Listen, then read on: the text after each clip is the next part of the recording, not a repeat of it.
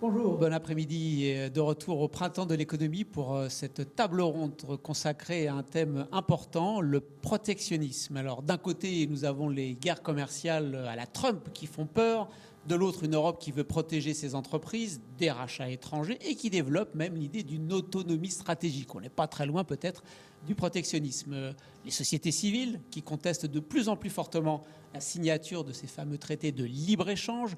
Le sondage du printemps de l'économie dont vous avez pu avoir les résultats ce matin indique que le protectionnisme est aujourd'hui soutenu à près de 60% dans toutes les tranches d'âge. Ça a monté beaucoup chez les jeunes, y compris chez les CSP+. Et depuis la crise financière, les politiques de contrôle des capitaux ont retrouvé des supporters, y compris, et oui, chez les économistes. Qu'est-ce qu'on sait des effets concrets des politiques protectionnistes, de celles qui freinent la liberté de la circulation des capitaux? Est-ce que ça permet d'avoir une finance plus stable? Est-ce que ces politiques sont amenées à se développer? Est-ce qu'il faut craindre une fermeture progressive des marchés nationaux à l'inverse, ou bien se réjouir d'une mondialisation mieux régulée? Je suis très content cet après-midi d'avoir 4 personnes, 4 économistes et un ancien ministre, tous des personnes de haut niveau, des spécialistes du sujet, qui vont pouvoir répondre à toutes ces questions. À ma gauche complètement, nous avons Léo Charles, qui est maître de conférence en économie à l'Université de Rennes 2 et membre du collectif des économistes atterrés. Tout de suite à ma droite, Anne-Laure Delatte, qui est chargée de recherche au CNRS et qui est située à l'Université Dauphine. Sébastien Jean, complètement à ma droite, qui est le directeur du CEPI. Et Arnaud Montebourg, entrepreneur, fondateur de la marque Bleu Blanc Ruche, ancien ministre de l'économie, du redressement productif et du numérique, à qui je vais laisser la parole en premier. Arnaud. Merci au Printemps de l'économie et très heureux de débattre avec vous de ces questions importantes. 2 mots d'abord. Historiquement, il faut rétablir les faits. Le libre-échange a déjà connu une période d'expérimentation très importante dans ce qu'on a appelé la première mondialisation, qui s'est terminée avec la guerre de 14-18 et la déflagration de la Première Guerre mondiale.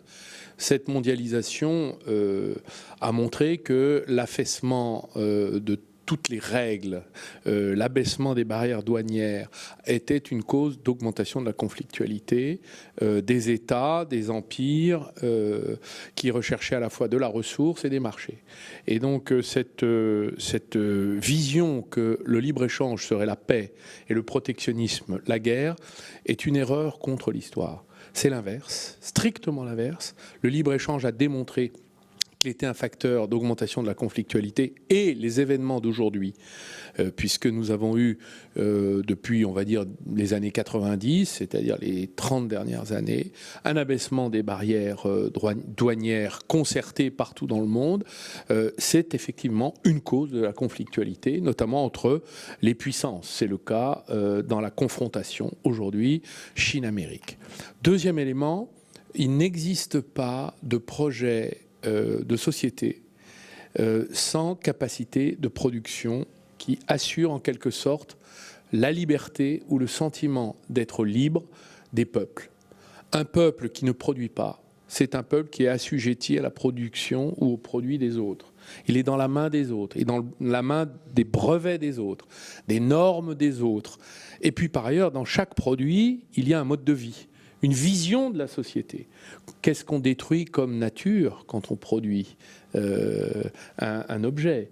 Quels droits sociaux se cachent derrière? Quel niveau de salaire se cache derrière le mode productif qui est dans un objet qu'on achète et qui circule dans les containers du monde et se retrouve au supermarché local?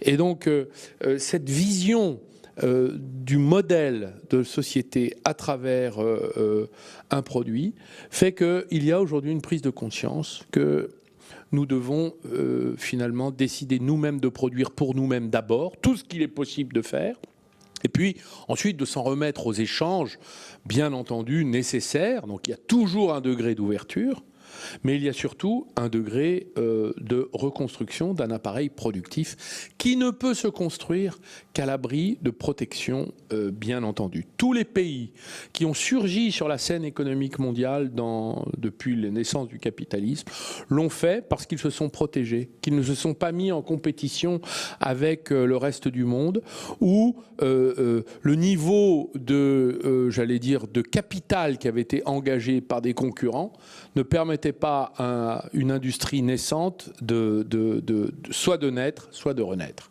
Avec la désindustrialisation des deux crises qui viennent de se succéder en moins de 10 ans, la crise des subprimes et la crise du Covid-19, nous allons devoir nous protéger pour reconstruire le droit de choisir. C'est à la fois un projet économique de reconstruction d'un tissu industriel qui a disparu, mais c'est aussi un projet politique de décider de ne pas être dépendant des produits des autres. C'est-à-dire la souveraineté, qui est un très beau mot qu'il ne faut plus accepter de laisser galvauder ou piétiner ou d'écorcher, c'est le mot de la Révolution française. C'est le peuple qui a décidé de choisir et de reprendre ses droits contre les monarques usurpateurs. Et donc c'est la reconquête du libre choix par les peuples de leur destin. Donc assumer la souveraineté économique, c'est décider de sa liberté. Moi, je veux être libre de me soigner comme je l'entends, comme Français. Je veux être libre de l'alimentation que je choisis, la manière dont elle est produite. Je veux être libre aussi de choisir les technologies que je souhaite installer dans mon pays. Donc je ne veux pas être dépendant des systèmes numériques d'autrui, de Microsoft sur les données de la santé, de Lenovo sur les systèmes militaires, du ministère de la Défense, puisque tout ça sont des marchés publics qui ont été passés, hein, je prends des exemples concrets. Je ne veux pas que les grands acteurs du numérique, de l'industrie technologique mondiale, et notamment américaine ou chinoise, décident du chiffre d'affaires de nos entreprises. Et donc, cette reconquête est à l'ordre du jour, je pense, de l'agenda de la liberté des peuples. Voilà. Et comme on est au printemps de l'économie, en 1848, il y avait le printemps des peuples, eh bien, ce beau mot de printemps résonne comme une sorte de résurgence. Nous avons besoin de défendre notre liberté, et ça passe par l'économie. Alors merci pour cette première intervention. Ma première question, c'est à quel niveau on reconstruit? Est-ce que on reconstruit au niveau national ou est-ce qu'on reconstruit au niveau européen? Déjà, on peut reconstruire au niveau local. Infranational, qu'est-ce que le circuit court? Je le pratique dans les marques équitables alimentaires que j'ai créées avec des équipes de gens de métier. Au niveau local, déjà, il y a besoin de reconstruire. Quand vous habitez à Vierzon et que vous êtes obligé de manger je sais pas, un produit qui est fabriqué à 2000 km, est-ce qu'on ne pourrait pas chercher d'abord à le produire sur place ? Premièrement.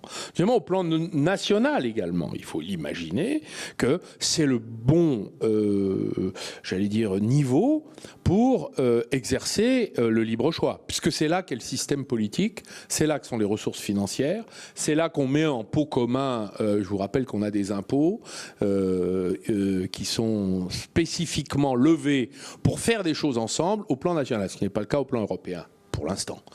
Et au plan européen, quand on doit affronter des continents et des empires, mieux vaut être plus nombreux qu'à l'échelle d'un État. Mais pour moi, quand vous voyez le destin des États, des petits États, par exemple, l'exemple de la Corée est intéressant, 50 millions d'habitants, nous on est à 70 millions. Regardez le destin de la Corée. Ils n'ont pas l'Union européenne, ils sont juste entre le Japon, coincés entre le Japon et la Chine. Deux superpuissances mondiales. Ils ont parfaitement réussi à tirer leur épingle du jeu. Donc il ne faut pas nier que les nations ont un pouvoir considérable pour faire et agir. Donc l'idéologie consistant à dire on ne peut rien faire sans l'Europe, ça tombe bien puisque l'Europe ne fait rien, ne peut rien faire, puisque c'est une immense paralytique. C'est comme un syndicat de copropriété, vous savez, où il faut ravaler la façade, on est 28 et ça se vote à l'unanimité. Ben on ravale jamais la façade, et même quand l'immeuble s'écroule, il y a toujours quelqu'un qui dit ça peut encore attendre. Et c'est exactement ce qui s'est passé dans l'Union européenne, qui ne traite aucun des grands sujets de l'humanité. Problème migratoire, l'Europe absente. Problème climatique, l'Europe absente. L'Allemagne ouvre 23 centrales à charbon. On en parle, on fait quelque chose? Non. Nous, on nous empêche de, je sais pas faire tout, je ne sais combien on nous fait fermer nos centrales nucléaires qui sont décarbonées, mais l'Allemagne ouvre 23 centrales à charbon. Donc il y a un problème quand même. Donc sur l'affaire de la crise des subprimes, l'Europe a aggravé la situation en montant des plans d'austérité absolument scandaleux qui ont détruit l'économie des pays et fait surgir les extrémismes néofascistes à peu près partout dans les pays européens, y compris en France et y compris en Allemagne.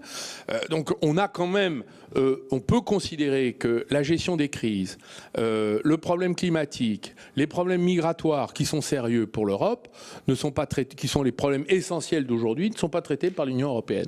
Donc je veux bien qu'on renvoie toujours à l'Union européenne, mais moi je pense que maintenant il faut prendre notre destin en main. Et le destin, il se joue en France. Pour l'instant. Si on peut faire mieux, tant mieux, mais pour l'instant il y a urgence. Voilà.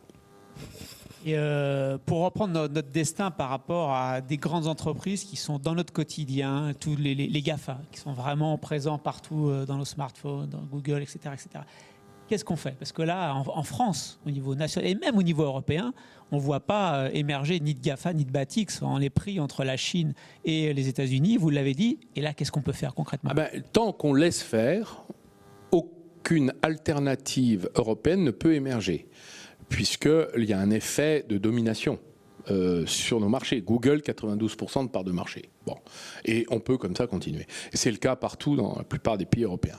Donc, soit on casse le modèle économique des GAFA. Moi, personnellement, je suis favorable à ce qu'on fasse payer les données personnelles auprès des gens qui les donnent. Ils ne les facturent pas. Donc chaque citoyen a un pouvoir de facturation, toutes ces données personnelles, à tous ces GAFA. Et ce n'est pas une taxe pour les États, c'est un prélèvement dû aux consommateurs, aux citoyens. Et vous allez voir que le modèle va changer et qu'à partir de ce moment-là, il va y avoir des nouveaux acteurs qui vont venir, qui vont pouvoir venir, qu'on peut parfaitement d'ailleurs créer. On a les ressources scientifiques, technologiques, on a les moyens financiers de le faire, on a tout ici. Sur place. Quand je dis ici, on pourrait même le faire en France. Tous les spécialistes, je les ai dûment consultés, et je le fais en actualisant les connaissances que maîtrisent, disent nous sommes capables de créer aujourd'hui des outils tout aussi performants que ceux qui existent, et donc de retrouver la maîtrise de tout ça. Donc il faut casser le modèle des GAFA, et faire surgir les nôtres. Et d'ailleurs, j'espère que les Américains vont commencer à s'en mêler avec les procureurs des États fédérés américains qui ouvrent des procédures antitrust contre tous ces mastodontes, ces diplodocus qu'il va falloir couper en rondelles. Restons un moment encore sur les GAFA. On aimerait bien pouvoir les taxer un petit peu mieux. Et là, on est face à un dilemme. Il y a des négociations internationales qui sont en cours et qui bloquent un peu en ce moment.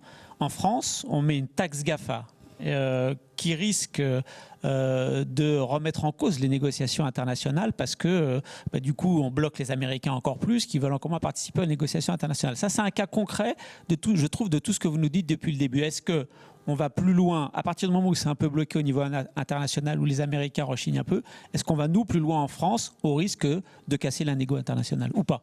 Écoutez, les fondateurs de Facebook certains se sont prononcés en faveur du démantèlement de Facebook comme étant un des symboles du capitalisme de surveillance. L'industrie technologique a pris le contrôle de nos vies et commence à nous manipuler.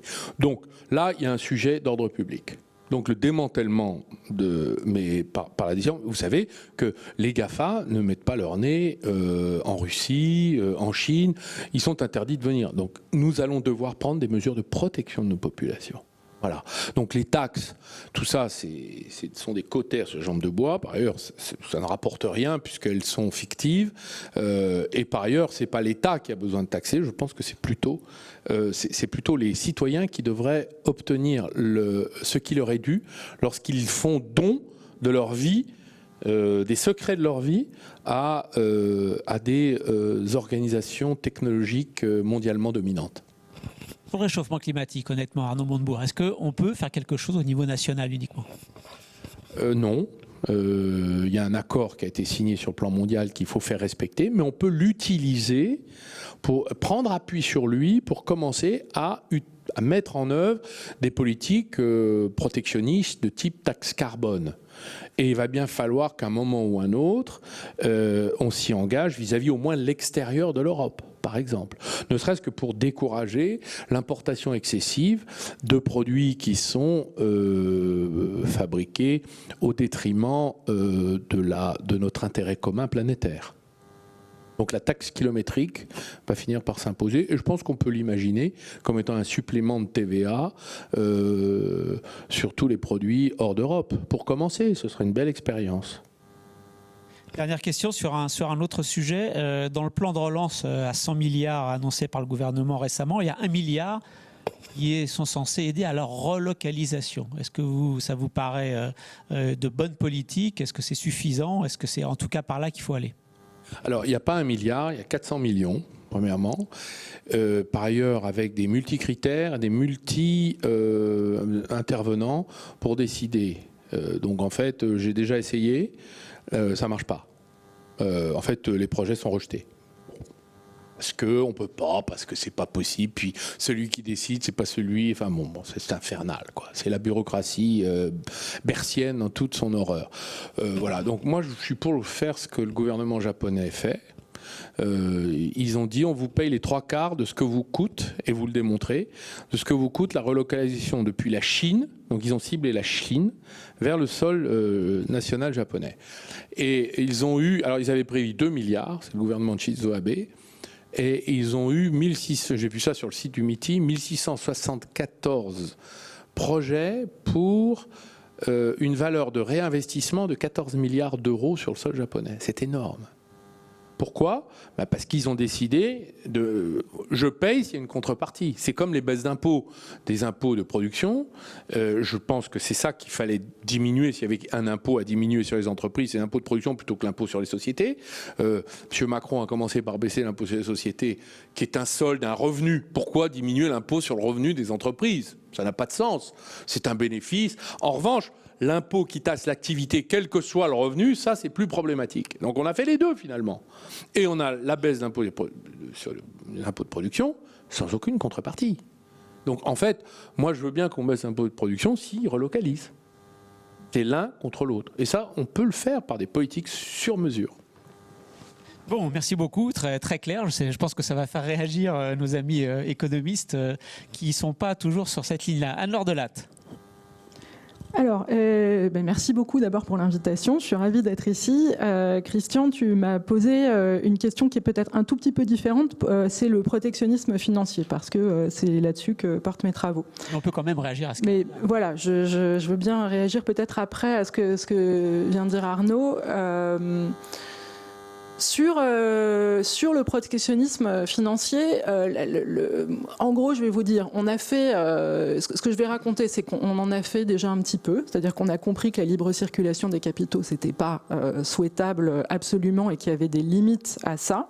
On a mis en place, en fait, quelques réglementations qui ont eu quelques effets. Le problème, c'est que ça va beaucoup trop vite et qu'on est en train de comprendre que même avec la réglementation financière qu'on a mise en place et les grains de sable qu'on a mis, on a encore des limites énormes, et ce qui va rejoindre ce que racontait Arnaud juste avant.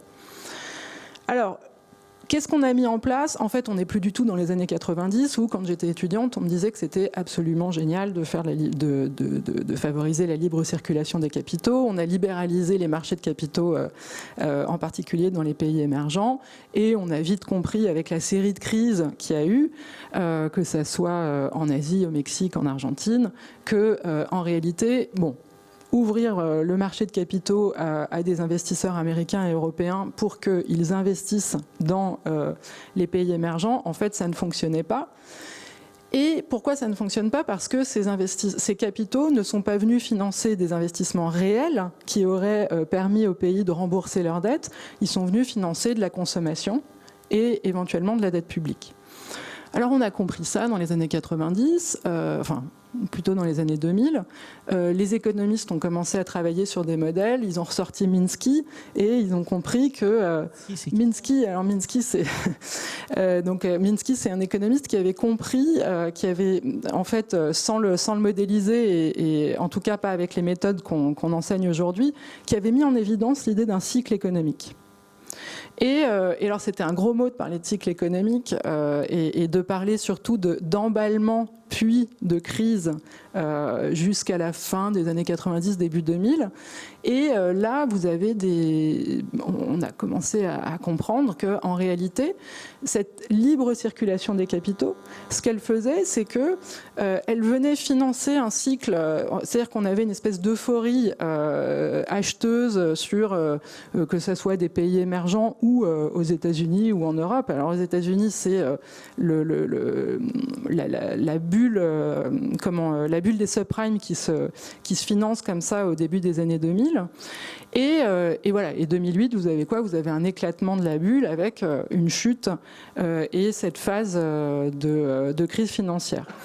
Et lorsqu'on a compris, en fait, c'est qu'on vivait dans un monde où, finalement, ces crises sont de plus en plus violentes, elles sont de plus en plus fréquentes, et en plus, on est très attaché au cycle financier américain. Et là, c'est quand même vraiment pas de chance, c'est que c'est les Américains, avec leur politique monétaire, qui donnent le là, et donc qui nous permettent, au reste du monde de se financer à des prix pas très élevés, et qui tout d'un coup, il va avoir un déclenchement de crise, une chute du prix des titres, et là on a un assèchement des marchés. Alors on a compris ça. Pour éviter ça, on a mis en place des réglementations financières, en gros, qui ont ciblé ce qu'on appelle le levier. On a compris que la dette, c'était un problème et qu'il fallait essayer de réduire la dette, en tout cas de réduire cette procyclicité de la dette. Bon. Sauf qu'on a mis ça essentiellement dans les banques, parce que les banques étaient des grands financeurs. Enfin, c'était, je veux dire, les intermédiaires de la finance internationale, en particulier les banques européennes, hein, qui ont été vraiment à l'origine de la bulle subprime aux États-Unis. On a mis en place une bonne réglementation financière, et je le dis vraiment volontiers, c'est-à-dire qu'on a mis en place des ratios de levier, des choses qui ont rendu les bilans bancaires plus solides, sauf que, en fait, ça s'est déplacé. Et on peut appeler ça le shadow banking, ça a été très à la mode comme terme. Moi, je trouve, bon, en fait, ça s'est déplacé dans des compagnies d'assurance, dans des mutual funds aux États-Unis. Ça s'est déplacé. Aujourd'hui, ce dont on se rend compte, c'est que il y a en fait la dette privée des entreprises et des ménages. Non seulement elle n'a pas baissé, mais alors elle a augmenté de façon vraiment très importante depuis 2008. Donc les capitaux, on a empêché, entre guillemets, qu'ils circulent dans le circuit bancaire. On a réussi à contrôler un petit peu ça. Mais en réalité, c'est allé ailleurs. Et ce qu'on a compris, par exemple, avec la crise Covid, bon, vous avez tous vu que le prix des actions... Enfin, moi, j'espère qu'on a tous un portefeuille d'actions américaines, parce qu'on est hyper riche si on l'a depuis le printemps. Qu'est-ce qui s'est passé ? Il s'est passé que, en réalité, vous avez eu une montée des risques en mars avec la crise Covid. Ça aurait pu être catastrophique. En fait, le prix des titres aurait pu dégringoler. Et qu'est-ce qui aurait pu se passer ? Les obligations d'entreprises auraient pu dégringoler parce qu'il y avait une montée du risque réel. Et on vit dans un monde où, en fait, on a une récession économique, la plus profonde probablement de l'histoire, en tout cas depuis 29 au minimum. On vit dans un monde où on va avoir une série de faillites et des marchés financiers florissants. Alors je vous parle des États-Unis, peut-être un peu moins de l'Europe, mais bon, l'Europe n'est pas si loin de récupérer le niveau d'avant-crise. Qu'est-ce qui s'est passé ? Il s'est passé que la Fed est intervenue, la BCE est intervenue. On a des politiques monétaires qui en fait se sont positionnés en prêteurs en dernier ressort, et c'est heureux. Hein. Moi, heureusement qu'on a fait ça, parce que sinon ça aurait été peut-être, probablement encore pire. Mais quand je dis c'est heureux, le problème c'est que finalement on pousse systématiquement, on repousse à chaque fois. C'est comme une boule de neige qui grossit à chaque fois, à chaque crise. C'est-à-dire qu'en fait, on a des politiques monétaires qui viennent à la rescousse des créanciers et des débiteurs, enfin en tout cas de cette intermédiation de la dette.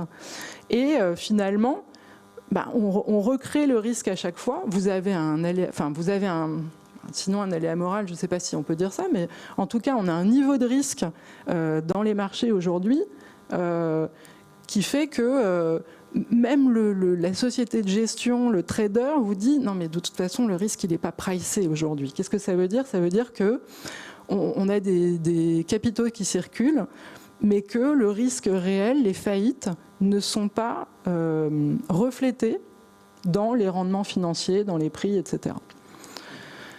Alors voilà, on est arrivé là et qu'est-ce qu'on peut faire là-dessus ? C'est vraiment, je pense qu'il faut mener une réflexion sur l'articulation de la politique monétaire et du reste des politiques économiques. Et en fait, la politique monétaire, les banques centrales, elles se sont mises au cœur de nos systèmes économiques.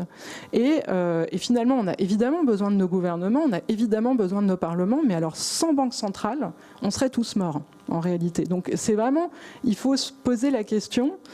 Mort économiquement en tout cas. On aurait beaucoup plus de faillites aujourd'hui si les banques centrales n'étaient pas intervenues. Donc ça pose une question aux politiques. C'est-à-dire que comment est-ce qu'on gère un système économique dans lequel l'intervenant quasiment essentiel, il n'est pas élu démocratiquement. Voilà, c'est vraiment, je pense, il y a une réflexion à avoir. Peut-être je donnerai 2-3 idées après. Un deuxième élément qui me semble important à mettre en évidence dans cette libéralisation financière, enfin en tout cas dans cette libre circulation des capitaux, quelque chose qu'on comprend depuis assez peu de temps, c'est qu'ils ont circulé où ces capitaux ? Et ça, Christian, tu le sais très bien parce que tu as écrit avant nous là-dessus. Ils ont circulé dans les paradis fiscaux. Et un chiffre cru, 40% des investissements directs étrangers sont stockés dans les paradis fiscaux. 40%. Bon, donc ça veut dire que finalement, les marchés financiers internationaux, ils ont l'air de financer, je ne sais pas, peut-être qu'apparemment ils ne financent pas tant que ça d'investissement, mais en tout cas, ils permettent à des grandes entreprises, des multinationales et des ménages aux revenus, au patrimoine, d'évader. Ils leur permettent d'évader l'impôt. C'est-à-dire, soit, on va appeler ça de l'évasion ou de l'évitement, mais en tout cas de réduire la charge fiscale qui devrait leur être imposée. Donc ça, c'est un vrai sujet quand on parle de circulation des capitaux.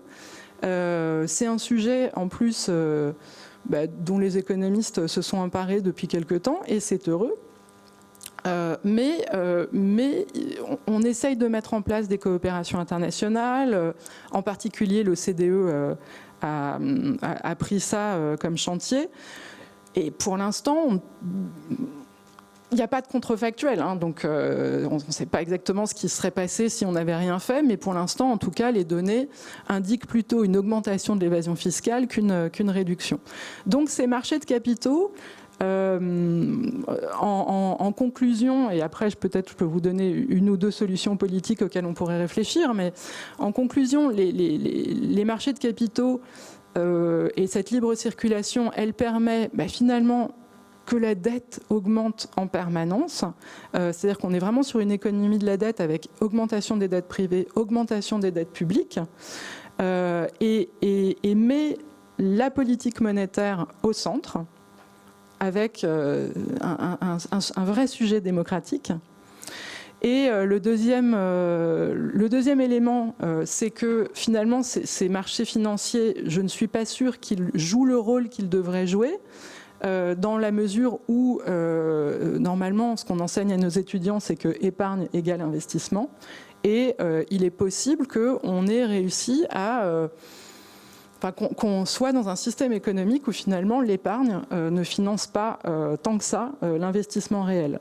Et c'est probablement lié, on commence à le comprendre, à ces grandes entreprises dont parlait Arnaud juste à l'instant, ces multinationales qui en fait ne jouent pas le jeu de l'économie réelle.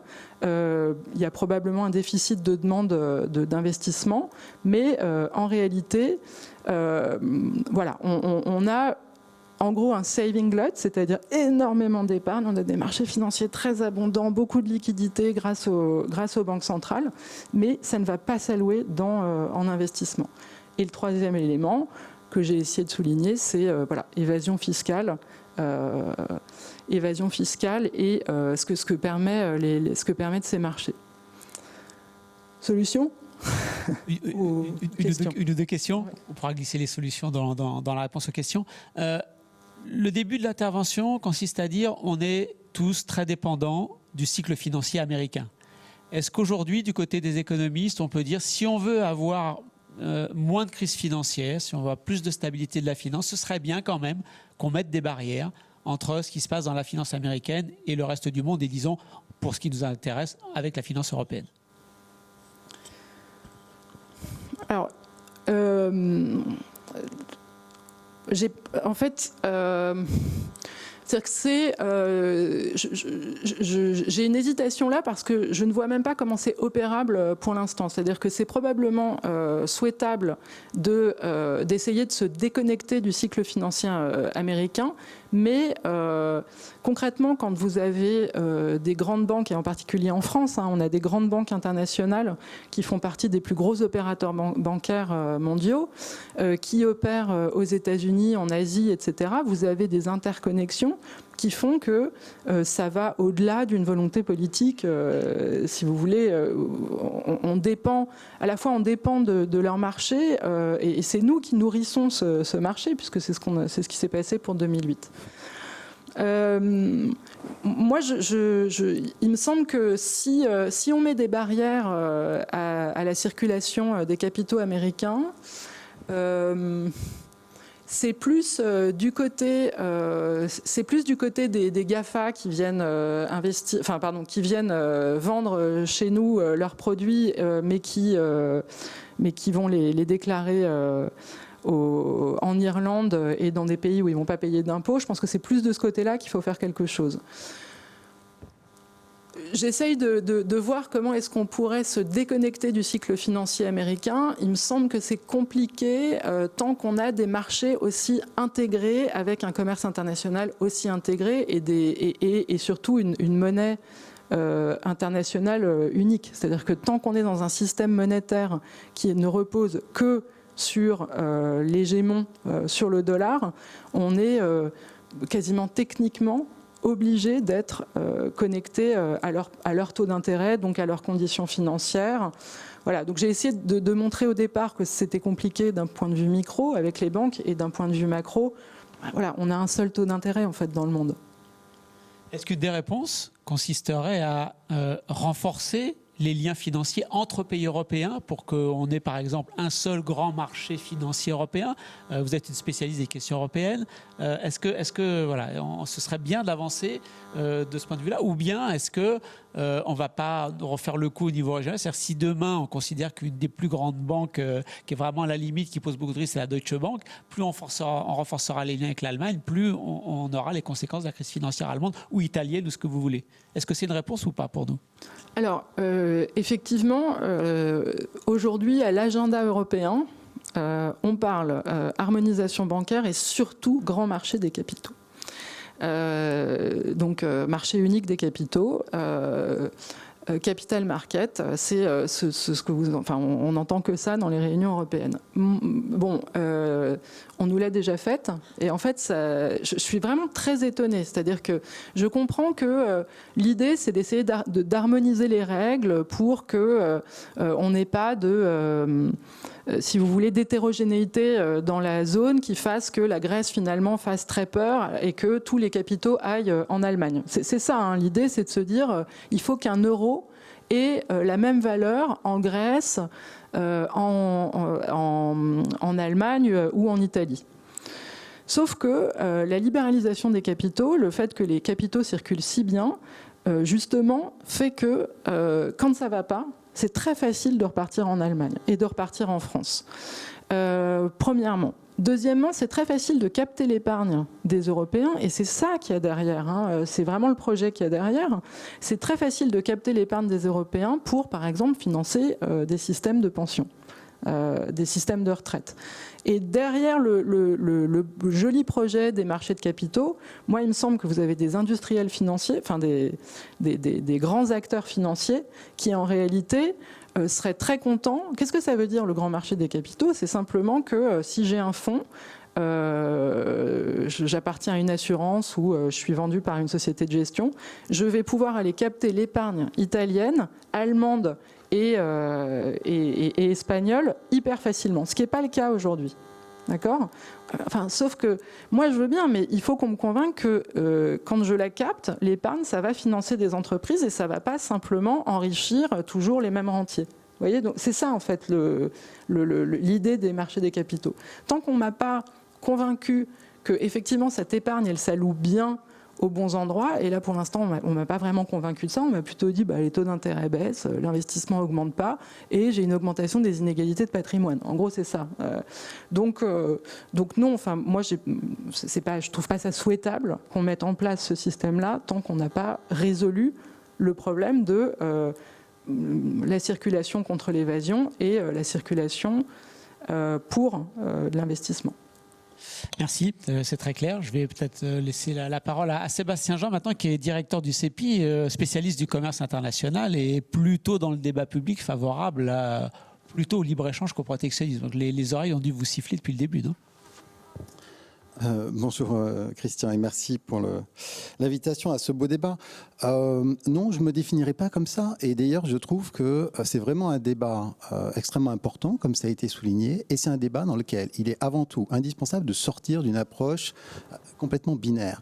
Arnaud Montebourg a rappelé à juste titre que la première mondialisation, qui d'ailleurs était très loin du libre-échange, si ma mémoire est bonne d'ailleurs Léo Charles a fait sa thèse là-dessus et elle a bien expliqué dans le cas de la France et de la Suisse, a précédé la première guerre.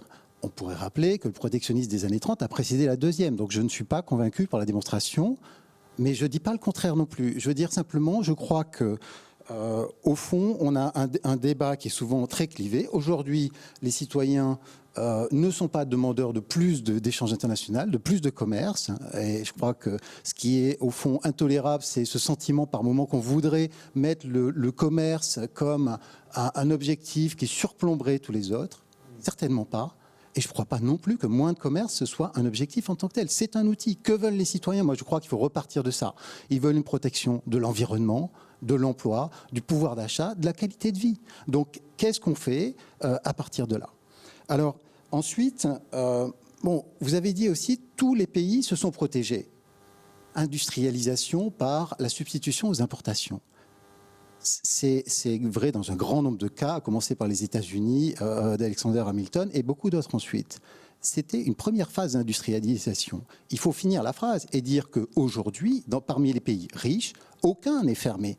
Pourquoi ? Parce qu'il y a un moment aussi où cette stratégie touche ses limites et où il y a un besoin de matiner ça d'une certaine ouverture. Alors là-dessus, on a souvent le discours, on entend beaucoup le discours en Europe de dire oui, mais nous sommes naïfs, nous sommes les idiots du village global et il n'y a que nous, Européens, qui sommes ouverts. Alors, moi, je m'inscris en faux contre cette analyse. Quel est aujourd'hui le solde courant, l'excédent courant, le plus élevé au monde, celui de l'Union européenne, près de 400 milliards de dollars d'euros d'excédent courant sur le reste du monde. C'est-à-dire que nous imposons au reste du monde nos excédents commerciaux. Donc, ce n'est pas vraiment de la naïveté. Enfin, je ne crois pas que nos partenaires aient cette impression. Quel est le pays parmi les pays du G7, le pays qui a le droit de douane moyen hors accord préférentiel le plus élevé? L'Union européenne encore. Plus élevé que les États-Unis, plus élevé que le Canada, etc. Donc, il n'y a pas que les droits de douane, je ne suis pas en train de dire ça, et je sais bien qu'il y a d'autres éléments. Ensuite, on dit beaucoup les marchés publics. Nos marchés publics sont ouverts et ceux de nos partenaires ne le sont pas. Et je pense qu'il est absolument indispensable d'avancer sur cette réforme, d'ailleurs qui avait été, je pense, lancée dès 2012, les projets de réforme des accords d'ouverture sur les marchés publics pour les rendre plus symétriques, parce qu'effectivement, en droit, les marchés européens sont très ouverts. En droit. Mais pourquoi est-ce qu'ils sont ouverts en droit? Notamment parce que, industriellement, les Européens sont très performants, très compétitifs sur les industries qui fournissent les marchés publics. Quand on regarde les statistiques sur les marchés publics, alors, elles ne sont pas toutes disponibles, hein, mais en gros, elles sont disponibles pour un quart, c'est-à-dire les marchés publics qui sont allotis sous forme de marchés publics avec une annonce, certaine transparence, etc. Les dernières données en date dont j'ai connaissance, publiées par la Commission, montrent qu'en France, 1% des marchés publics étaient pris par des fournisseurs étrangers. Donc, c'est certainement pas... si on étend aux 3/4, enfin, ce chiffre, au fond, il est étonnamment faible, mais je pense que ce qui est important, c'est de comprendre que cette demande de réciprocité qu'on a, qui est nécessaire, qui est légitime, il ne faut pas non plus l'étendre à un constat d'une très grande naïveté ou d'une très grande faiblesse. Ensuite... le tissu industriel a disparu. Bon, dans la situation de la France, on est au sein de l'Union européenne, d'accord ? Donc, si on réfléchit en termes de protectionnisme, donc de politique commerciale, qui est une compétence communautaire, il faut se poser la question de savoir si c'est quelque chose qui, au niveau européen, est imputable au commerce. Quand on a l'excédent qu'on a aujourd'hui, je ne crois pas que l'on puisse dire ça. Ça n'empêche pas, évidemment, qu'il y a un besoin urgent de rééquilibrage au sein de la zone euro. Il y a trop d'excédents allemands, justement parce qu'il y a eu des politiques de compression de la demande, parce qu'il y a eu une sorte de surajustement après la réunification allemande et qui a fait de l'Allemagne une zone où les salaires ont été comprimés, où la demande a été comprimée, etc.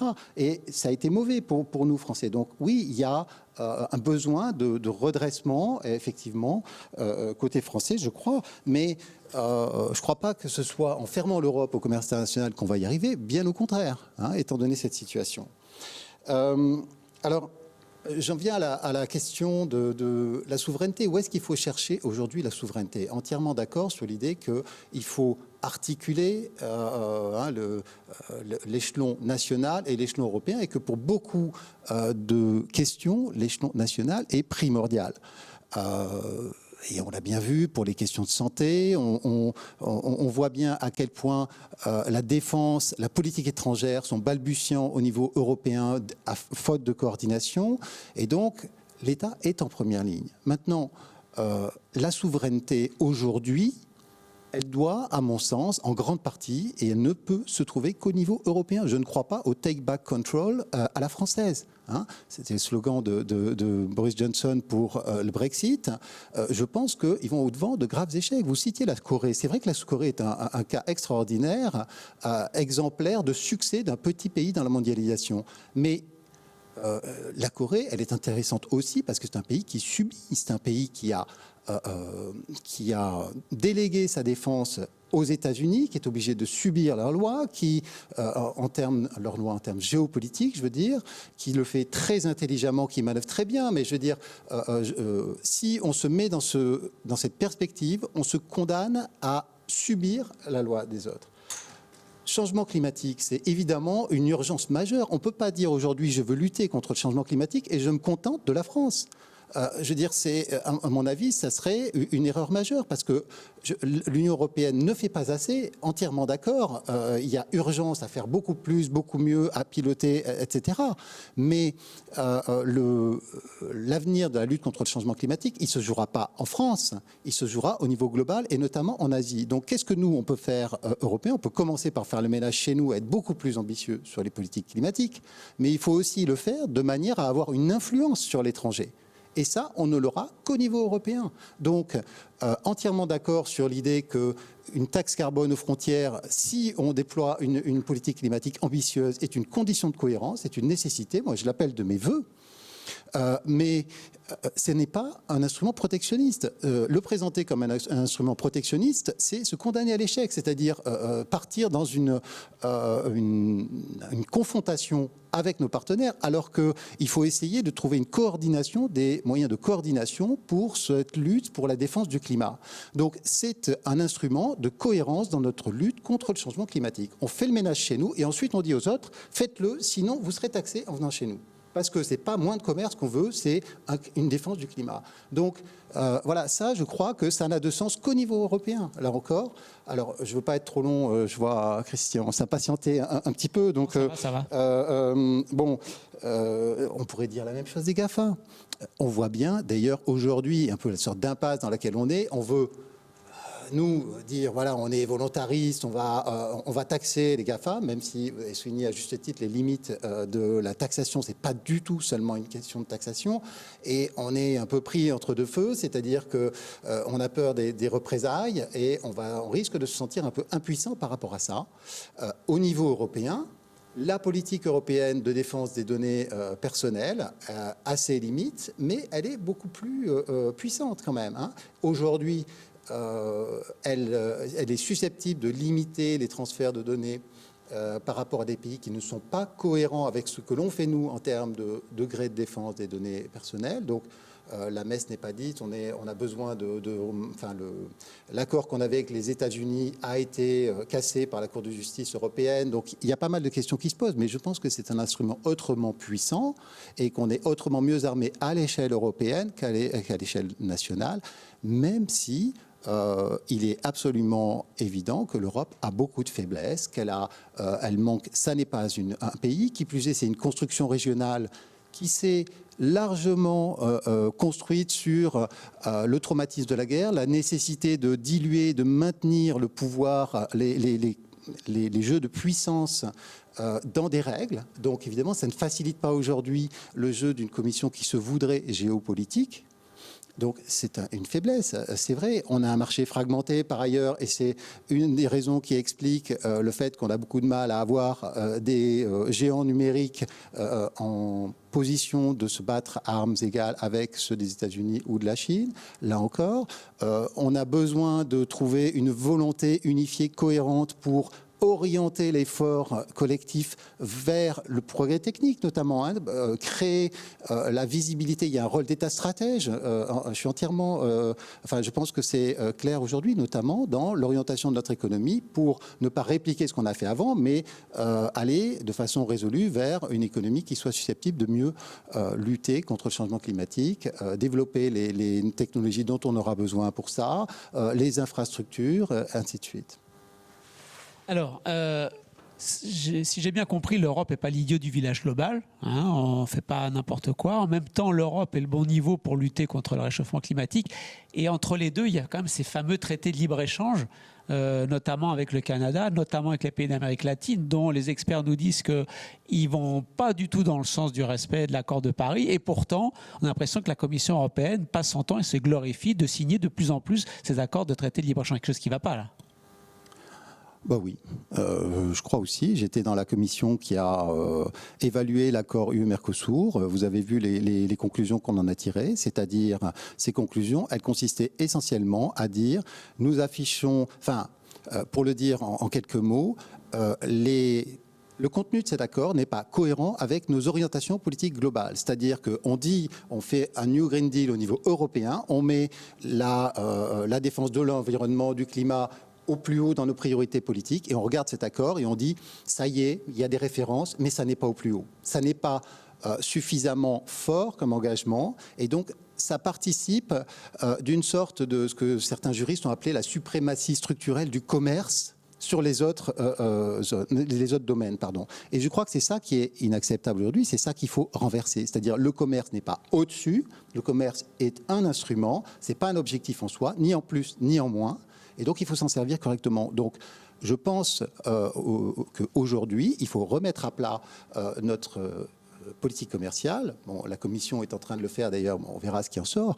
Mais la remettre à plat et remettre l'église au centre du village et commencer par se demander qu'est-ce que l'on cherche. Dans les traités européens, la politique commerciale est un élément, un instrument de notre politique étrangère. Donc c'est sous le chapeau général, c'est défini comme étant quelque chose qui doit servir nos buts politiques supérieurs, qui sont ceux que j'évoquais tout à l'heure. Et je crois qu'il y a vraiment un problème pour mettre les choses correctement dans l'ordre.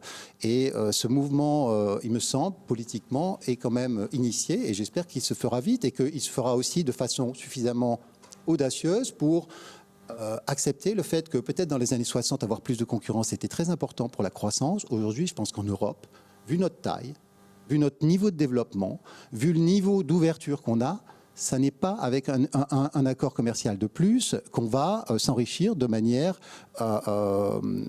qualitativement sensible, en fait. Voilà. Donc l'enjeu n'est pas là. L'enjeu, il est plutôt comment est-ce qu'on en fait un instrument utile pour le reste, hein. Donc comment est-ce qu'on fait levier aussi avec ça, parce que justement, on ne peut pas non plus se contenter de se refermer sur nous-mêmes et de se dire, nous, on fait notre ménage chez nous et que les autres se débrouillent. Je pense qu'avec toutes ces insuffisances, l'Europe est une des rares chances disons, doit être un leader, pour le dire comme ça plutôt, doit être un leader au niveau mondial dans l'avancée d'un certain nombre de nos valeurs. En tout cas, plus la peine de continuer à courir après la multiplication des accords de libre-échange. De mon point de vue, vous avez bien entendu. Une dernière question. Il y a quand même un arbitre du commerce mondial qui s'appelle l'Organisation mondiale du commerce. Ça fait 20 ans qu'il est quand même un petit peu en difficulté, on va dire. On espère que d'ici la fin du mois, on va avoir un nouveau directeur général, a priori une nouvelle directrice générale. Certainement une nouvelle directrice générale et peut-être venant d'Afrique. Est-ce que finalement, face à cette absence d'arbitre, Donald Trump n'a pas raison, que autant montrer ses muscles, jouer l'affrontement, puisque de toute façon, il n'y a plus d'arbitre. Est-ce que ce n'est pas le plus fort qui gagne? Alors, faire la police ou faire l'arbitre entre des nations souveraines, ça n'a jamais été un métier facile, hein. Et en particulier, finalement, ce type de système, ça nécessite qu'il y ait un certain accord entre les puissances entre les plus grandes puissances aujourd'hui. Donald Trump, comme d'autres en d'autres domaines, au fond, il a apporté de mauvaises réponses, mais il a souvent posé de bonnes questions. Et il a montré qu'il savait au moins casser un statu quo qui, par certains côtés, devenait vraiment problématique. Donc peut-être qu'il a apporté ça. Il n'a pas montré qu'il savait construire, hein. On ne sait pas, je veux dire, il a rien proposé de vraiment sur lequel on puisse bâtir pour la suite. Voilà. Il a complètement déstabilisé le système, mais il a effectivement posé les bonnes questions de comment est-ce qu'on règle les échanges avec la Chine, au fond, pour trouver des bases équitables, parce que ça aussi, dans les défenses de l'emploi, du pouvoir d'achat, c'est quelque chose de fondamental. Comment est-ce que on réfléchit au rôle de l'ouverture commerciale, au rôle de la mondialisation dans les progrès de notre société, dans toutes ces dimensions. Voilà. Et je crois que là, vraiment, il a fait preuve de sens politique. Et donc, il a ébranlé un statu quo qui était franchement problématique, catastrophique par certains côtés aux États-Unis. Bon, on voit aujourd'hui à quel point ces tentatives de proposer des solutions sont complètement contre-productives. Et on voit d'ailleurs une partie du problème de certaines de ces pistes, c'est que ça crée une sorte de clientélisme effréné, c'est-à-dire qu'aujourd'hui, on a des industries entières qui dépendent du maintien des protections de Donald Trump, qui sont extrêmement puissantes en termes de lobbying, parce qu'elles tirent de leurs recettes, je pense à la sidérurgie, je pense aussi, finalement, eux, ils sont pris entre deux feux, mais les paysans, les agriculteurs américains, au lieu de vivre de leurs exportations, maintenant ils vivent de leurs subventions, pour beaucoup d'entre eux. Bon, c'est pas vraiment une très bonne solution non plus. Merci. Léo Charles. Merci pour l'invitation. Alors c'est toujours difficile de terminer. J'avais préparé un petit truc, j'ai essayé de réagir en même temps. Ça va bien compléter ce qu'Anne-Laure disait. Moi, je suis plutôt mes travaux portent sur la politique commerciale. Donc je vais m'inscrire aussi après ce que vient de dire Sébastien Jean. Alors pour commencer, peut-être une petite définition pour qu'on s'entende bien. La politique commerciale, pour moi, c'est une institution qui est aujourd'hui au cœur de nos systèmes mondialisés. Et donc pour un gouvernement, finalement, choisir une politique commerciale, c'est aujourd'hui choisir un curseur. Et ce curseur, on a deux extrêmes. On a bien sûr l'extrême libre-échange, de 100% libre-échange, qui finalement est atteignable dans les modèles théoriques des économistes. Et de l'autre côté, on a l'autarcie. On ferme tout et bien évidemment ce n'est pas souhaitable. Mais donc chaque gouvernement en fait peut faire évoluer ce curseur entre ces deux extrêmes. Et en fait, une fois qu'on a dit ça, on a au moins 2 conclusions qui émergent. Et alors moi, je fais de l'histoire économique, donc on peut en plus s'appuyer sur l'histoire économique. La première chose qu'on peut dire, et là je rejoindrai ce que vient de dire Arnaud Montebourg, c'est qu'il n'y a pas un pays dans le monde qui ne se soit développé sans utiliser des mesures de protection, tarifaires ou non tarifaires. La deuxième chose, c'est que si on utilise cette image de curseur, alors il faudrait plutôt parler de diversité des protectionnismes. On peut s'inscrire dans les travaux notamment de Bruno Amable sur la diversité des capitalismes, et donc on pourrait parler non pas du protectionnisme, il faudrait parler des protectionnismes. Donc ça c'est la première chose que je souhaiterais dire. Et donc pour répondre à la question le protectionnisme, la paix par le protectionnisme, etc. En fait aujourd'hui il faut être conscient d'une chose, c'est que le libre-échange commence ou a montré ses limites. Depuis les années 90, le curseur il est quand même poussé de plus en plus vers une dérégulation, une libéralisation des échanges, et on est très loin de ce qu'on nous proposait, de la mondialisation heureuse qu'on nous vendait dans les années 90, notamment avec Krugman. Juste quelques chiffres peut-être pour illustrer ça, 2 points que je trouve assez flagrant. Le premier, c'est qu'on a une organisation particulière du commerce international, je ne rentre pas dans les détails, en chaîne de valeur globale. Donc la production d'un bien est explosée partout dans le monde, et ça forcément, ça amène des transports internationaux qui sont responsables, les chiffres de 2018, de 9,6% des émissions mondiales de CO2. Donc déjà là, on a un problème amené par finalement le curseur vers trop de libre-échange. La deuxième chose qu'on peut dire sur l'aspect environnemental, le libre-échange, c'est prouvé dans la littérature, c'est responsable de déforestation, c'est responsable de destruction de la biodiversité, c'est mis en cause dans l'émergence de ce qu'on connaît actuellement avec la Covid, les zoonoses.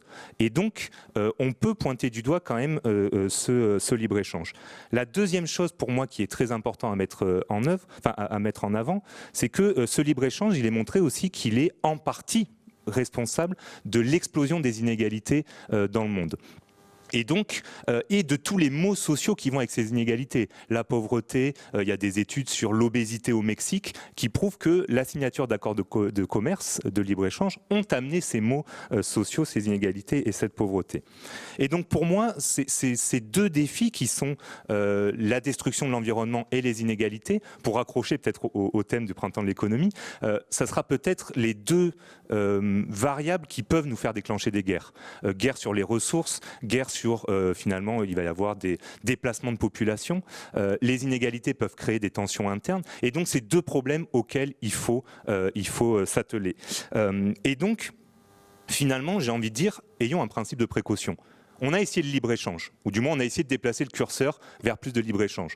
On a vu ce que ça faisait. Donc pourquoi pas maintenant tenter une certaine remise, un retour en arrière, et de tenter vers un peu plus de protection. Mais bien sûr, là, ça pose la question, diversité des protectionnismes, de quel protectionnisme finalement nous souhaitons. Alors, peut-être pour faire vite, parce qu'on avait 10 minutes, on a en face de nous une solution, protectionnisme à la Trump. Qui est un protectionnisme finalement unilatéral, nationaliste. J'impose aux autres ma façon de faire et ma façon de voir, et ça amène des escalades très néfastes pour la stabilité finalement économique mondiale.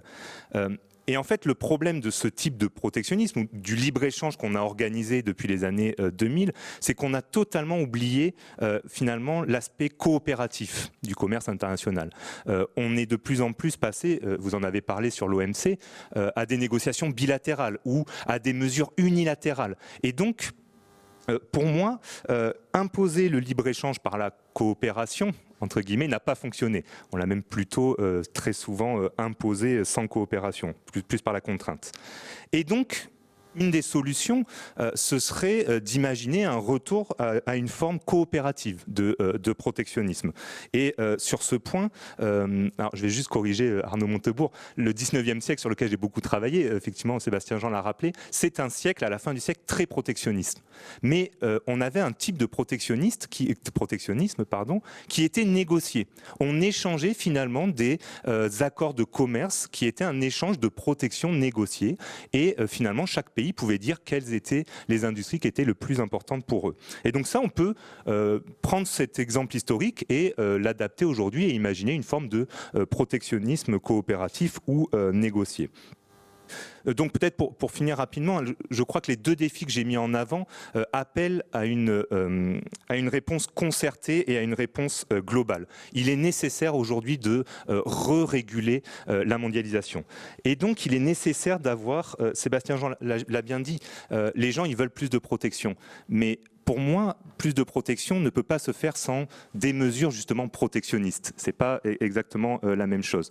Et en fait, le protectionnisme, les mesures protectionnistes pourraient nous permettre de redéployer une industrie verte. Et là, je ne serais pas d'accord avec Sébastien Jean. On a besoin d'une nouvelle industrialisation aujourd'hui. Et cette nouvelle industrialisation, elle peut être permise, elle doit être faite par des mesures de protection. Sinon, ce sera absolument pas possible. On ne peut pas tout seul décider de lutter contre le changement climatique, de faire des industries vertes, parce que la concurrence internationale va venir nous écraser. Et donc, dernière chose, pour moi, c'est essentiel le type de protectionnisme qu'il faut mettre en place.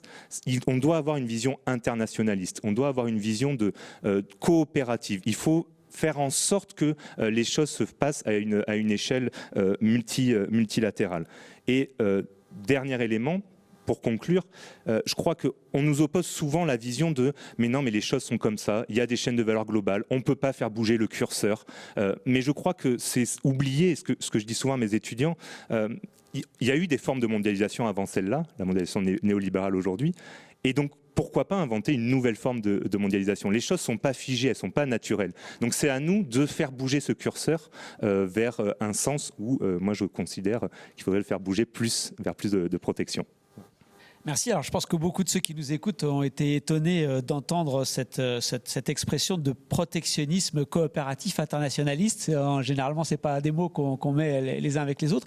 Est-ce que vous auriez un exemple, par exemple, un exemple à nous donner de quel type de politique vous pourriez ranger dans cette catégorie ? Alors, moi, mes travaux, ça tombe bien, mes travaux portent sur la Suisse au 19e siècle. Tout le monde rigole avec l'exemple suisse, mais en fait, c'est très intéressant parce qu'on a toujours l'impression que la Suisse, dans l'histoire économique, c'est le miracle libéral. Ils sont industrialisés et ont connu la croissance économique grâce à la libéralisation.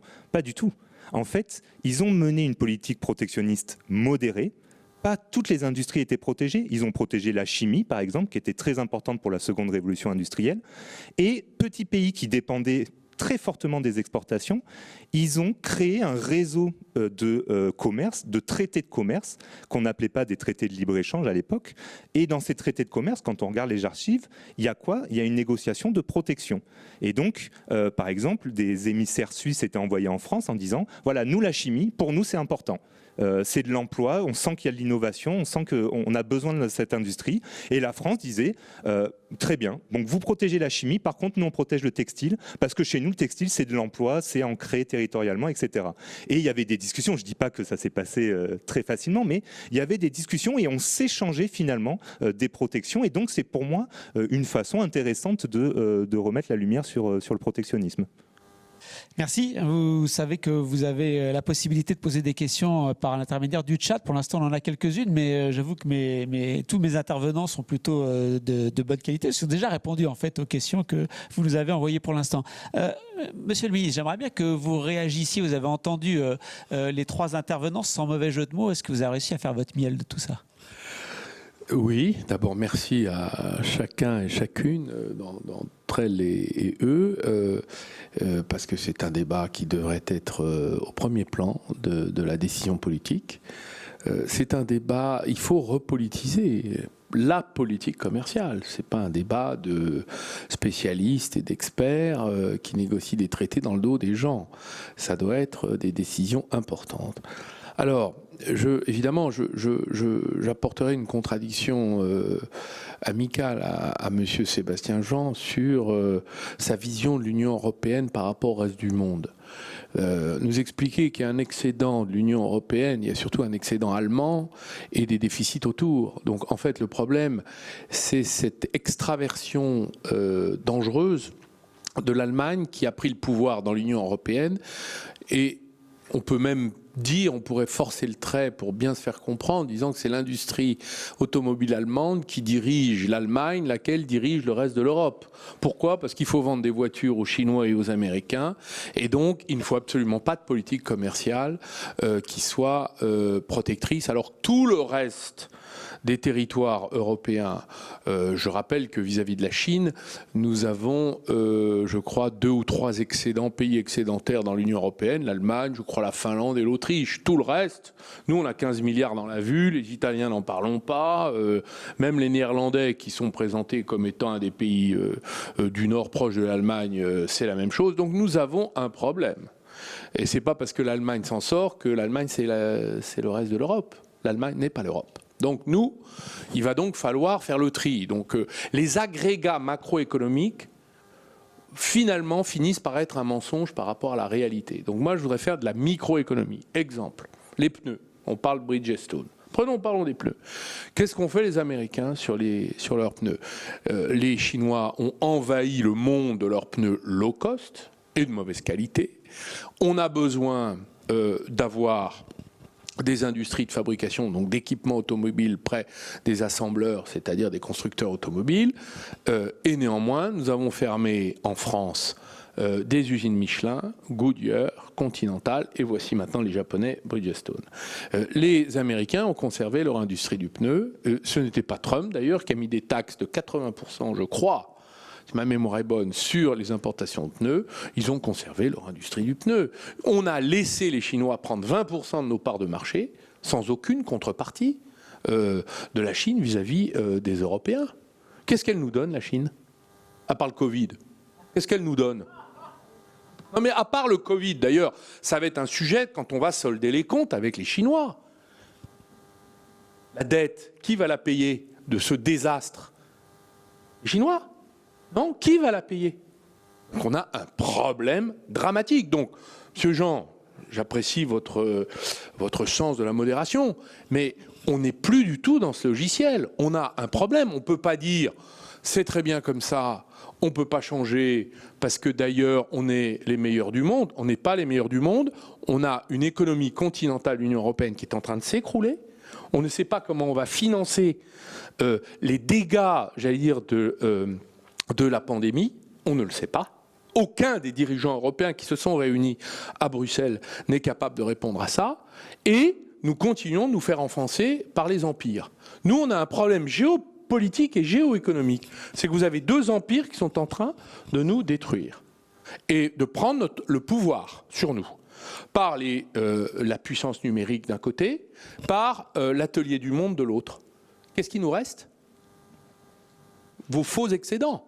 Qui sont les excédents de l'Allemagne. Ce sont des vrais excédents. Non, mais c'est les excédents de l'Allemagne. Avec votre analyse. C'est les excédents de l'Allemagne, et vous le savez très bien. Non, et combien il y a écoutez, d'excédentaires ? nous avons, écoutez-moi bien, nous avons, 15 milliards dans les Italiens, c'est pareil. Nous avons, c'est 2, 3, numéro 2, numéro 3 de l'Europe. C'est pas un partenaire, c'est l'ensemble des partenaires. Nous avons, 15 milliards dans la vue vis-à-vis de la Chine. Plus que ça. D'accord. 25 ou 30. 2, nous avons perdu l'industrie aéronautique, 54 milliards d'excédents. Le tourisme, c'est à peu près l'équivalent, 60 milliards en moins. Ça fait 110 milliards perdus. Il y avait du tourisme chinois d'ailleurs. Ça, j'aurais pu dire que c'était une des contreparties. C'est qu'on avait beaucoup de visiteurs chinois. Donc nous allons nous retrouver avec un déficit extérieur de 160 milliards. À peu près. Si je regarde, parce qu'on est déjà à 160. On n'arrivait plus même avec les vins et spiritueux, à équilibrer l'agriculture, alors qu'on est très exportateur sur les vins et spiritueux, la France n'est pas gagnante. Donc moi, mon sujet, c'est qu'est-ce que vous proposez dans l'Union européenne pour rétablir les termes de l'échange au bénéfice de la France et des pays associés et alliés. Vous nous dites rien. Je ne peux pas l'accepter. Rien, tout va bien, le statu quo est formidable. Donc, nous avons une proposition de ce côté de la table qui nous dit on va faire du protectionnisme négocié. C'est vrai, nous, on a besoin de remonter tout un tas d'industries. Donc, on va la protéger. Parce qu'on va pas, et y compris vis-à-vis de nos amis européens, il va falloir qu'on en discute de ça. Marché unique, c'est très bien, mais il a des limites, parce qu'il est tellement déséquilibré que maintenant, finalement, ce projet est un projet qui est en péril. Je note que Krugman, qui avait inventé le concept de la mondialisation heureuse, a dit dernièrement, la mondialisation, c'est un projet plus ou moins fini. J'entends Larry Summers, qui était un des conseillers de Clinton et d'Obama, dire « Je suis favorable à un nationalisme raisonnable ». Raisonnable, ça existe, un oxymore. Moi, le nationalisme, c'est la guerre, avait dit François Mitterrand. Eh bien, voilà des types qui ont quand même gouverné l'Amérique au plus haut niveau pendant des années, qui nous expliquent que il faut un nationalisme raisonnable, responsable. Donc, il va falloir qu'on fasse changer notre logiciel. C'est pour ça que je m'adresse à vous, monsieur, parce que votre logiciel est celui d'il y a 20 ans. Donc, moi, je ne peux pas vous laisser expliquer que tout va bien, que c'est formidable, on continue comme avant. D'autant que le projet européen a été désapprouvé massivement par les Français il y a maintenant, en 2005, 15 ans. Et qu'on l'a quand même imposé de force. Et donc, vous avez là des atteintes démocratiques, des appauvrissements économiques et une explosion des inégalités qui est une source de révolte des classes moyennes dans tous les pays du monde et particulièrement européens. Donc moi je veux bien que tout ça soit formidable, mais ce n'est pas du tout le cas. Voilà, je voulais juste vous le dire. C'est absolument pas ce que j'ai dit. D'abord, vous nous dites, au fond, on doit lutter contre des empires et en même temps, on va le faire, nous, France, seul, sans l'Europe. Donc moi, j'y vois une première contradiction. Deuxièmement, ces excédents européens, ils sont absolument pas fictifs, hein, ils sont sonnants et trébuchants. Et certes, l'Allemagne tient le haut du pavé en Europe et en représente une grosse partie. Mais combien il y a de pays excédentaires en Union européenne aujourd'hui? J'ai plus le nombre précis en tête, mais une très grande majorité. Ce n'est pas un signe de bonne santé, contrairement à ce que certains pourraient croire. Hein, mais ça n'est pas vrai qu'il n'y ait que l'Allemagne qui fasse des excédents aujourd'hui. La plupart des pays européens en font. Alors, quant à aller essayer de sauver notre industrie aéronautique en mettant des taxes protectionnistes sur notre marché, je pense qu'ils sont les premiers à en subir les conséquences dans leur accès au marché d'exportation. Donc il faut un peu de cohérence. Je ne dis absolument pas tout va très bien, ne faisons rien. Au contraire, je dis on a des faiblesses, il faut renforcer notre cohésion politique, il faut être beaucoup plus pragmatique et beaucoup plus réaliste dans la concurrence internationale, en particulier vis-à-vis de la Chine. Alors, est-ce qu'on doit renverser la table façon Trump ou alors je sais pas ou d'autres façons peut-être que je sais pas exactement ce que vous avez en tête à cet égard. Moi simplement ce que je dis c'est que il me semble qu'il faut essayer d'être effectivement volontariste, de réaffirmer le rôle de pilotage de l'État, mais il faut le faire de façon pragmatique. Il s'agit pas de se mettre de prendre de front, enfin disons de se mettre dans une attitude de confrontation délibérée avec nos partenaires. On n'arrivera à rien et certainement pas à relever ensemble les grands défis, le défi existentiel du changement climatique et même pas à défendre notre souveraineté. Ça, on peut le faire avec des efforts d'investissement, avec beaucoup plus de pragmatisme dans l'utilisation des instruments de défense commerciale et avec la force de notre industrie. Et je ne suis pas du tout d'accord non plus sur le fait qu'on va se faire écraser dans la concurrence internationale si on reste un peu ouvert. Je crois que c'est absolument pas ce que l'histoire montre. L'Europe est puissante, elle a besoin de cohésion politique, de volontarisme. Elle a besoin effectivement de leaders qui montrent la direction et qui soient cohérents en le faisant, mais elle n'a pas besoin de se refermer sur elle et je pense même que ça peut être catastrophique pour l'avenir de la planète. Voilà ce que je dis. Ah non, oui, non, juste pour rebondir, parce que ça me fait penser à ça, on parle beaucoup des excédents commerciaux, mais moi en préparant le débat, je me suis dit, mais en fait, on parle beaucoup de ça, mais ça représente, je crois, 20% des entreprises dans le monde, moins de 10% en France. Et là, je serais d'accord avec Arnaud Montebourg qui dit qu'il faut remettre du local. Et l'idée, moi j'ai parlé d'un curseur, hein, c'est pas se fermer, mais est-ce qu'on pourrait pas penser, aujourd'hui j'ai l'impression qu'on pense la politique économique et commerciale comme étant, il faut exporter, parce que c'est signe de bonne santé, les entreprises elles doivent exporter, etc. Moi, dans ce que je dis, le protection négociée, ça serait aussi une manière de relocaliser, c'est-à-dire pas faire revenir des entreprises, mais retirer localiser, reproduire chez nous, tant que c'est possible, ce que disait Keynes, tant que c'est possible et raisonnable, et finalement en revenir à des circuits courts, etc. Et donc, on se focalise beaucoup trop, je pense, sur ces excédents commerciaux, et on pourrait imaginer un nouveau logiciel qui nous permet de dire, on a un développement finalement local, territorial, et arrêtons de vouloir participer au dumping international de ce commerce qu'on nous impose. Merci Arnaud Montebourg, il vous reste 1 minute. Vous avez ce volontarisme politique que vous exprimez aujourd'hui, vous l'avez déjà exprimé depuis longtemps. Vous avez été ministre et vous êtes affronté au mur des difficultés de pouvoir le mettre en place concrètement. Qu'est-ce que vraiment on peut faire? D'ailleurs, je profite pour dire aux éditeurs que vous allez sortir un livre au début novembre qui raconte un petit peu tous ces combats difficiles que vous avez menés. Comment est-ce qu'on peut faire? C'est-à-dire que le vrai sujet, bien sûr, et comment, oui, j'ai tâché de l'être, d'être à la hauteur de ce qu'on m'avait confié. Je n'avais pas les chefs qu'il fallait, puisqu'ils étaient d'accord avec M. Jean, par exemple. Donc je ne pouvais pas me mettre d'accord, puisqu'on n'avait pas la même vision. Donc à un moment, ça ne marche pas. Donc ça, c'est la première chose. La deuxième, c'est que finalement, l'économie, pour moi, c'est de la politique. C'est-à-dire que c'est une vision du monde. Et il y a des choix à faire. Donc si ce sont les marchés qui décident de votre vie, vous êtes mort.